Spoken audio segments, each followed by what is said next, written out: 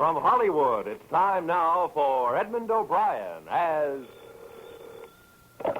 Johnny Dollar. I got $500 here for you. And all I have to do is guess the mystery voice. Is it Julius Caesar? This is Western Union, and there's a message with it. Building irregularities suspected, Manhattan, Nebraska. Proceed there immediately. Stay Cheyenne Hotel. Will advise. Regards, Paul McGraw, Chief Investigator, Great Chesapeake Fidelity and Insurance Guarantee. Okay, thanks. Sounds like you're in for some real fun, Mr. Dollar. I am? During the war, I was stationed near Manhattan, Nebraska. Good town? Good town. It made a Texas Army camp look like the promised land.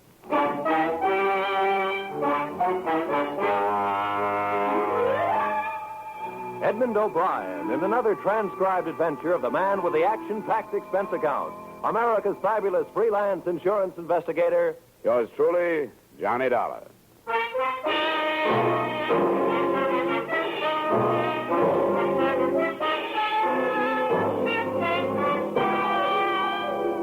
Expense account submitted by Special Investigator Johnny Dollar to Mr. Paul McGraw, Chief Investigator, Great Chesapeake Fidelity and Insurance Guarantee, Hartford, Connecticut. The following is an account of expenditures incurred during investigation conducted on behalf of your company, or the story of the Big Red Schoolhouse. Expense account. Item, transportation, $134 plane fare, New York to Omaha. Item, transportation, $3.95 bus fare, Omaha to Manhattan, Nebraska, which a fellow passenger told me was a quiet, sleepy little town. But which seemed to be celebrating Rip Van Winkle Day as I stepped off the bus. Nobody was walking, and everybody was running. I followed the crowd in the general direction of the excitement. 2 blocks north of the main street, the fire crews were hard at work playing the hoses on what was very shortly not going to be the new high school building. And that's where a little man with black curly hair introduced himself. I am Paco Gonzalez. I carry those bricks myself. Watch fine new school grow up under my own hand. What's the matter? How come these buildings I worked so hard on for 16 months goes down in 16 minutes, huh? I ask you, mister, how come this... Oh, now, calm down. What are you talking about, you?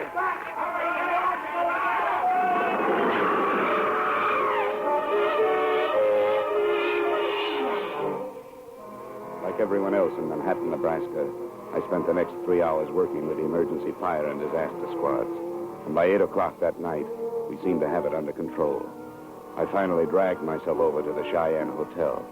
But before I could leave the front desk, I had a long-distance call from you, McGraw. Johnny, where have you been? I've been trying to There's been a big fire here in town. Everybody had to work on it. Did Joe Stankovich get in touch with you yet? Who's Joe Stankovich? A guy who lives there. He tipped us, said something about a building we're covering being in bad shape. What building's that? A new high school, just put up 6 months ago. And it fell down tonight. What? In a heap. The building will retail now at a junkyard for about $35. Well, you better start with this Joe Stankovich and see what it's all about, Johnny. Right. Mac, I'll keep in touch. So long. So long. Room clerk, have you got city directory around here? Yeah, city directory in this bird? Yeah. Who do you want to find, Mr. Dollar? I know everybody in and out. Man named Stankovich, Joe Stankovich. Yeah, oh, him. City morgue. What? When? He just came over the radio. They picked up what was left of him out of the fire. Yeah, and that ain't much.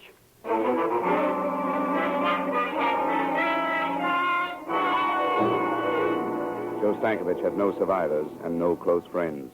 He lived in the basement of the school and kept to himself.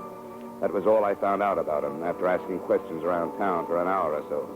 About 11 o'clock, I started back for the hotel. Turning a corner by an alley, 2 men in dark clothes were holding a third man in a tweed suit. The fourth man was giving him everything. Hey! Hey! When I came up, the 3 men scattered like burglars. The man they were beating pitched forward, and I caught him before he fell. You need some help, mister. Everybody needs help. But let me tell you who I am before you help me. Maybe you won't want to. All right, who are you? Bill Garrett. Yeah? You don't live here, do you? No, I just got in town this morning. I was the architect on that school. Well, don't you understand, Samaritan? Don't you see? Those 3 men were a group of citizens. Their kids could have been in that school when it caught fire and collapsed. And I'm afraid they feel that I don't design especially strong buildings. His office address was in his billfold. I hailed a cab and took him over there after stopping by a drugstore for bandages, iodine, and something to take off the chill.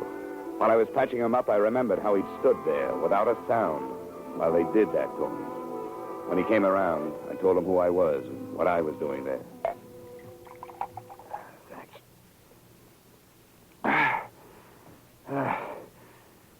You represent a powerful company, Mr. Dollar.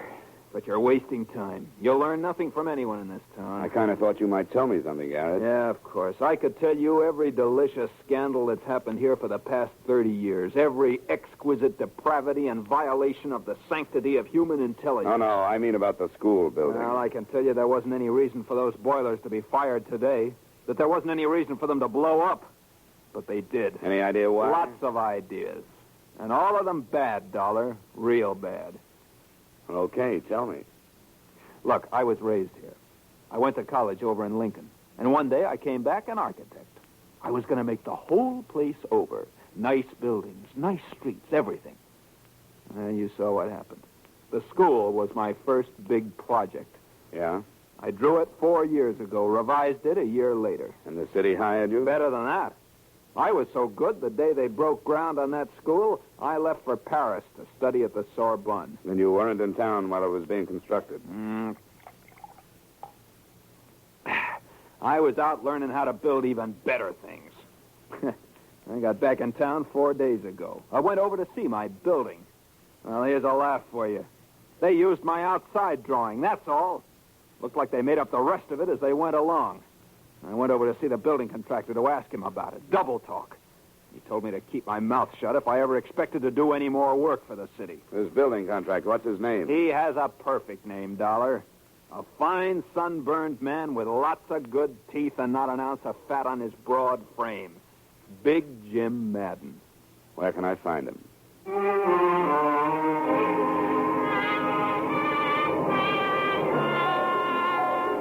20 or 30 irate citizens of Manhattan had already gathered outside Jim Madden's home, with the 10 uniformed men from the local sheriff's office forming a half-moon circle across the close-clipped lawns, as well as the 2 standing guard over the yellow convertible in the driveway, meant there'd be no kind of beating up around there. My identification card got me inside, where I waited around in a den that was stocked with good liquor and good leather chairs. Finally, a big man in a blue suit walked in. Dollar? Uh-huh. I'm Jim Madden.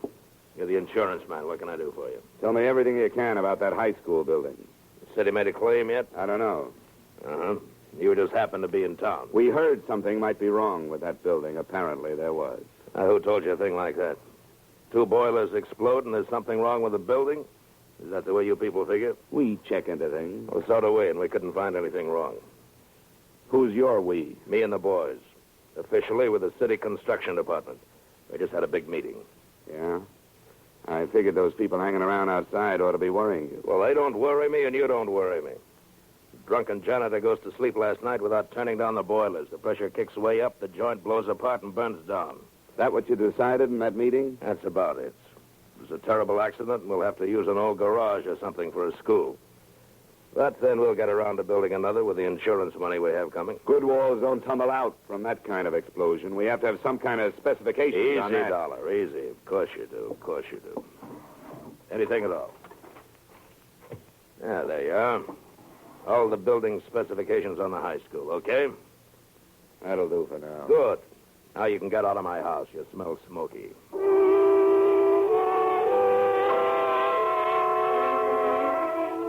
There were 50 pages of specifications on that building materials used in the construction of the school. They looked all right. They also looked as if they could have been forgeries. I tried to get hold of Bill Garrett, but he didn't answer his phone. Then I noticed an inspection receipt at the back of the folder. It was signed by the local building inspector, a man named Mike DeGuerra. You stay up late, whoever you are, but come on in anyway. The woman standing in the doorway was tall and blonde and smoking a longer than you can buy cigarette that went with the black filmy thing she was wearing. You say your name's Johnny Dollar and you want to talk to Mike, huh? I'm Vivian DeGuerra, and Mike isn't home just now, but you can wait for him and talk to me. I'm not bad company. Would a drink help? Help what? Whatever's wrong with you. You look tired. It might, but I'd rather not. I just came by to talk to your husband. You said that. What do you want to talk to him about? Business? At 1 in the morning? Look, you probably missed your dinner tonight, and you've been getting all your nourishment out of a bottle. And you're kind of afraid Mike will walk in? No, Mike DeGuerra won't walk in. He's already walked out. And you're feeling kind of sorry for yourself. Why, I didn't... A man, if he lives in a place, is an ashtray or a picture or yesterday's sports section lying around the front room. There's nothing like that in this room. And If I walked over to that closet 10 to 1, I wouldn't find any of his clothes. Come on, tell me. When did he lamb out of town? Stop, you're hurting my arm. Come on, when? 3 months ago. Get out of here. Why? Where is he? Find him and ask him. You're the detective.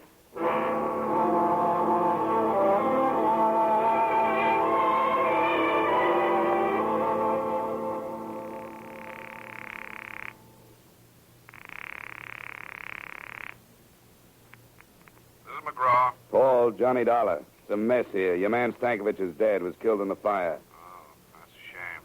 What do you think? Well, political wraparound. The school was a fix on something or other. Dough somewhere. The town sewed up tight. All kinds mixed up in it somewhere. Yeah, that kind of thing, huh? Well, stay where you are, Johnny. I'm sending you 8 men. If they want to play that way, we'll play that way. Get to the bottom of this. 3 seconds after I hung up the phone, I found out how much of a mess it really was. That's when my hotel door opened and a man lurched across the room toward me. Dollar. He stood in front of me, swaying back and forth, his hands clutching his coat. He fell before I could get to him. 3 bullet holes formed a neat trio across where his tie pin should have been. I ran my fingers through his coat, pulled out his wallet. The driver's license read Mike DeGuerra, age 39, occupation, building inspector.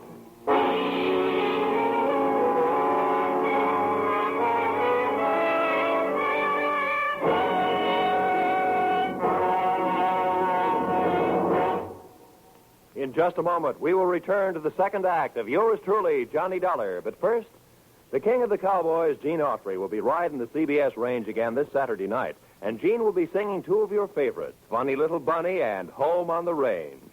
This Saturday, CBS also will take you on another trip with Vaughn Monroe's Caravan. You can hear them both every Saturday night on most of these same CBS stations. Vaughn Monroe and Gene Autry. Now with our star, Edmund O'Brien, we return to the second act of yours truly, Johnny Dollar.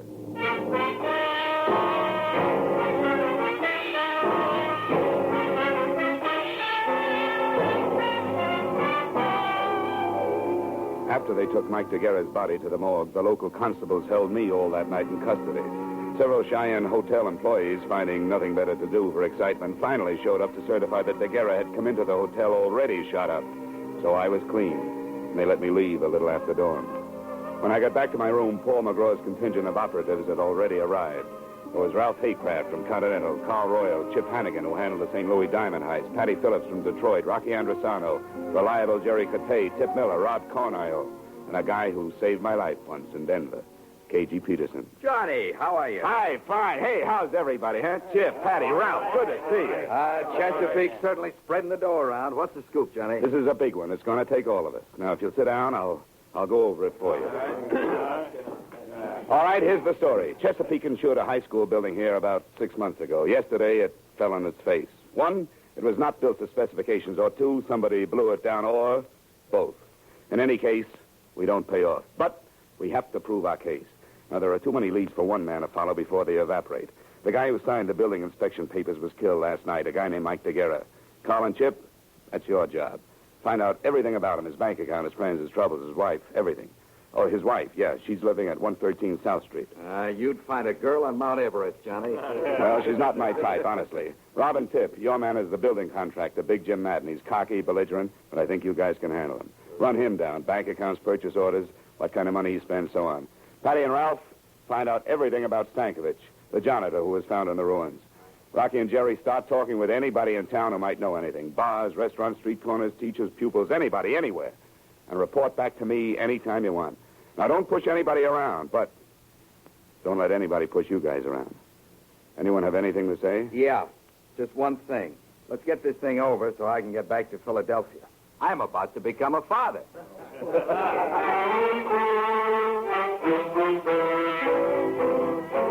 I thought I'd sit back a while and see what kind of birds were flushed up from the dusty meadows of Manhattan, Nebraska. An hour later, my first bird winged in. But it wasn't at all what I expected. It was a tall, gray-haired man, His Honor, Mayor Randall. Mr. Dollar, I've seen the men you brought into town today, and I wanted to talk with you about them. Fine. What about in particular? The events of the past 24 hours in this town have been deplorable and grossly injurious to the public welfare. The collapse of our beautiful schoolhouse, the death of our beloved janitor Stankovich, and the untimely murder of one of our respected public servants, Mr. DeGuerra. All have grieved me deeply. None of which were caused by any of my investigators, Mr. Mayor. Oh, my purpose here is not a belligerent one, Mr. Dollar. On the contrary, I came seeking assistance. We are a small community with a rudimentary police force, not equipped for major criminal investigations. I want these matters brought to a head and cleared up. And I came to offer a complete cooperation between you and our municipal government. I never turned down cooperation, Mayor, and I'll accept yours. You can begin by telling me everything you know about the schoolhouse. Oh, certainly. It was commissioned 2 years ago, designed by William Garrett. Built by James Madden 6 months ago. The unfortunate Mr. DeGuerra inspected it and called it up to snuff. And on the basis of his official inspection, your company insured it. I had no idea until yesterday that it was an unsafe building. Was DeGuerra reliable? I know nothing about his personal life, Mr. Dollar, but in his job he was competent and above reproach. He couldn't have been competent if he approved an unsafe building. Yes, I wondered about that myself, but I'm not prepared at the moment with an answer. Where are the purchase orders for the materials used in that building? Purchase orders? Yeah. Purchase orders. I can't seem to recall. Well, they were undoubtedly destroyed along with other useless paper matters that were accumulated from the construction work. Material purchase orders are never useless when the building falls down afterwards. If you find them, I'd like to be invited in. Well, I will certainly look for them, Mr. Dollar. I want to cooperate with you in every way. I'm sure you do, and you'll hear from me when I need something. Thank you, Mayor, and good day. Oh, by the way, the city council will, of course, have to file an immediate claim with your company. We take the bitter with the sweet. I pondered his statement for a while and got nowhere. There are mayors, and this one was of the old school, full of cliches and overblown rhetoric and nothing else. In a little while, calls began coming in from the men. Chip reported that during the building construction, Mike DeGuerra had made 4 deposits of $5,000 each in the bank. His salary was $7,500 a year. I thought another talk with Mrs. DeGuerra was in order and made for her house. She answered the door with tears in her eyes, a black lace handkerchief, and a black dress. It was tight, satin, and low cut. Not exactly Emily Post for mourning, but it was black. Oh, Mr. Dollar, I'm glad you came. I'm so unhappy and lost. I can see. May I come in? Why not? Is there anything special you want, Mr. Dollar? I'm sorry to cut in on your hour of bereavement, Mrs. DeGuerra, but under the circumstances... I know. I'm not sure I can help you any. I'm so broken up. If you're not careful, you might drown in those tears. You cheap gumshoe. You dropped your act. Well, don't bother to pick it up. And that dance hall dress and shoes. Is that what you thought was expected of you? Look, this setup creaks from top to bottom. Come on now. Your late husband made $7,500 a year and deposited $20,000 in 6 months. Does that figure? I don't know anything about his money. All I know is the bank told me he only had $300 left. What did he do with it? What do you think? He spent it on other women. Then why the tragic act? Not very good at it, am I? Not the best? And I really loved him. He loved me. We kicked it away because we both wanted more excitement than this town or his salary could give us. There was no place to go. We just didn't get along. He was out spending his money on other women, being a big shot. I can't blame him, though. I helped make him do it. What about the money? He got it for falsifying the school inspection papers, didn't he? Well, he didn't get it inventing the telephone. Who gave it to him? I don't know. Well, who do you think killed him? And why? I don't know that either. What do you know? Look, he didn't leave any insurance, see, and I got to live the best way I can. If I stay in this town, I got to keep friends. If I don't want to keep them, I got no choice but to move, and that takes money. I wonder what could possibly be on your mind. The company you represent handles insurance, doesn't it? 263 different kinds. Are you particular what kind of premiums you collect? We pay off on a lot of things. Just what kind of insurance were you thinking about, madam? $2,000 endowment. Got your pen? No. But my word's good at the cashier's cage. What do you got? I'm trusting you. Mike got that $20,000 from the Universal Rock Company for, quote, services rendered, unquote. You know who owns the rock company? Big Jim Madden? Close enough, Big Jim's brother. Last night, when Mike showed up in town, he was gunning for trouble. Why? He said they were going to make a patsy out of him. He wasn't going to take the rap for anybody, is what he said. I think he ran out of money and came back to make a touch in exchange for disappearing again. And Madden shot him. I didn't say that because I don't know. How do I get my insurance? Yeah, if what you say is true, I'll have to check first. I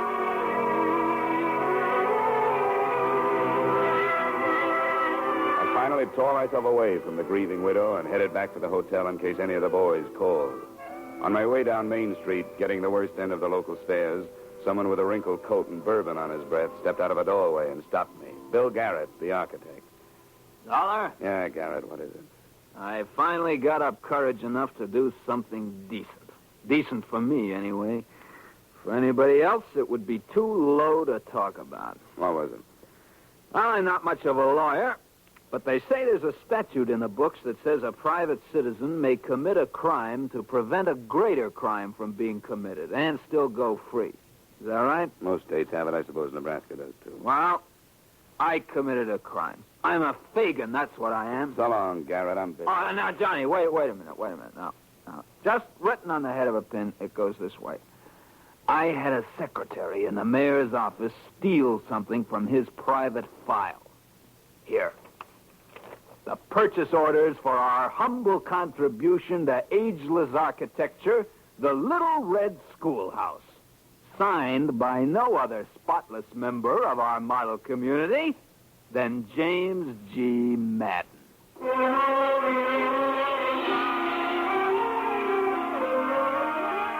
I looked at them, and they were as advertised. Purchase orders complete down to the last 10-penny nail. Not being a technical expert, I decided to shoot them back to Paul McGraw for his perusal. I sent them from the local post office, insured, registered airmail, and special delivery. Then I walked up the steps of the city hall for a chat with His Honor. Good afternoon, Dollar. My door is open to you anytime. Glad you feel that way, and I hope you still do when I finish. You finish what, Dollar? Calling you a liar? Now, see here. Save the B-picture dialogue for your next campaign. I thought you told me the purchase orders on the schoolhouse were destroyed. Well, to my knowledge, they were. Look in your personal file. Folder marked Madden, personal, hold. I don't know what you mean. Go on, look. No, don't bother. Because all you'll find is an empty space. You ought to see your face, Mayor. Well, Mayor, they were in there, but somebody stole them and gave them to me. Yeah. I sent them to my company for examination, and I'm sure somebody's going to be in a jackpot when the material purchase doesn't come up to the specifications of the building. Dollar, this is outrageous. Indeed it is. And it was outrageous from the day your city started to build that school. Well, all right. I'll tell you why I did what I did. For money. Keep your filthy insinuations to yourself. Insinuation? Your Honor, that was a plain statement. I wanted to spare this city the loss of faith it would suffer, seeing one of its most prominent citizens exposed and driven out. A man is entitled to one mistake in his life, and Jim Madden is no exception. I planned to bring him to a private accounting and make him replace the money he made on that building and repair it to specifications. Only the tragedy occurred before I took matters in hand. You had 6 months to do it. And every day of that 6 months, 1,800 students might have been killed.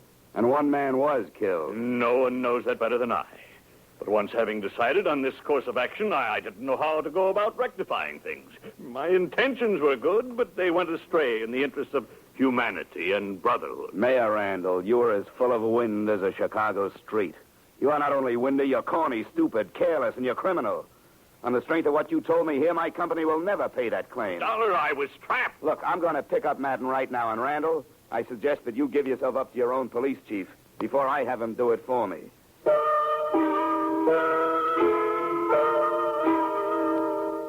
I raced back to my hotel to organize my men and pick up Madden. When I came in, the phone was ringing. It was Rocky Androsano saying he had 2 witnesses to DeGuerra's shooting. I told him to pick up the boys and come right over.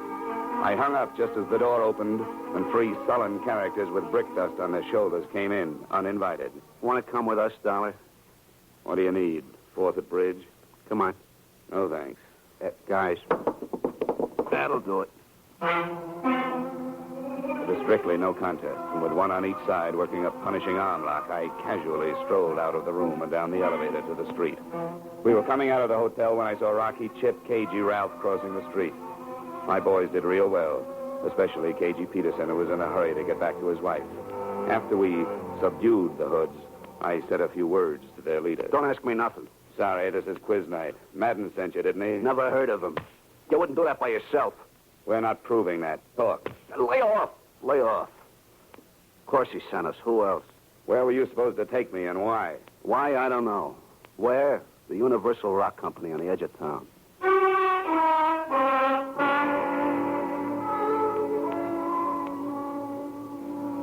It was a huge, dusty building next to some intricate rock-crushing machinery. Parked in front of it were 3 cars. A yellow convertible, such as a well-to-do contractor might drive, a long black sedan, such as a city official might have, and a small sedan, such as anybody might have. We covered all the exits, and K.G. Peterson and I went up the front way. We were halfway up to the offices when we pounded up to the landing just as Big Jim Madden staggered out of an open office and fell twisting on the stairs. Through the open door, I saw a flash, a black skirt, and a hand holding a gun that started jumping.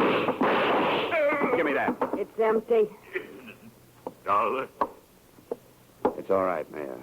I'll get an ambulance out here as soon as I can.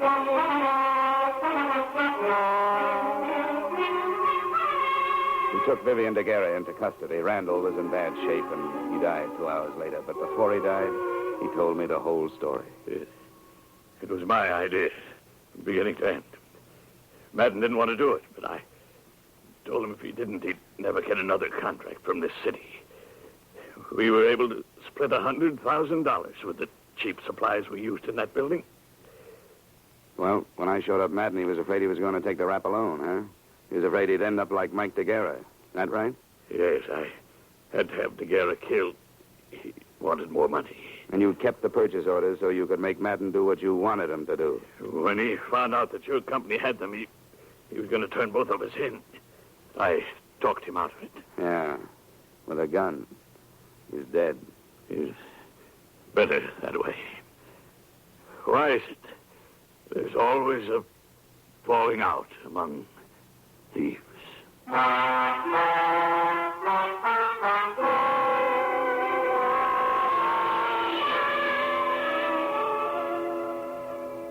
That was the last question Mayor Randall ever asked on Earth. And like other men before him who had lived with deceit and treachery, Randall didn't live long enough to get an answer. It turned out he had an ex-wife in Detroit and a daughter living in Miami, but neither one of them claimed his body. His estate was tied up by the city, and the county buried him in Potter's Field, right next to another thief named Jim Madden. No one wrote anything on their headstones. No one cared. The reform city government was too busy floating a bond issue for a new high school. Bill Garrett's going to design it, and this time, I'm pretty sure they'll follow his plans. Expense account total, $3,227. Yours truly, Johnny Dollar.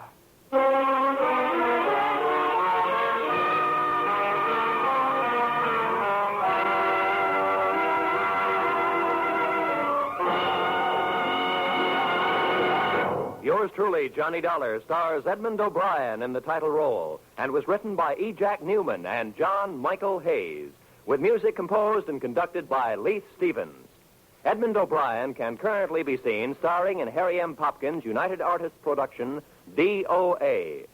Featured in our cast were Victor Perrin, Elliott Reed, Hy Averback, Clayton Post, Bill Conrad, Virginia Gregg, and Willer Waterman. Yours truly, Johnny Dollar, is produced and directed by Jaime Del Valle.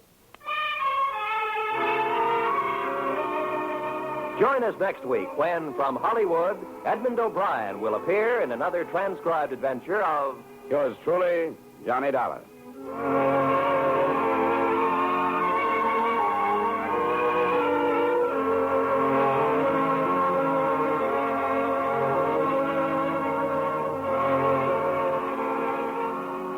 You can bet your life it's fun. It's a laugh a minute.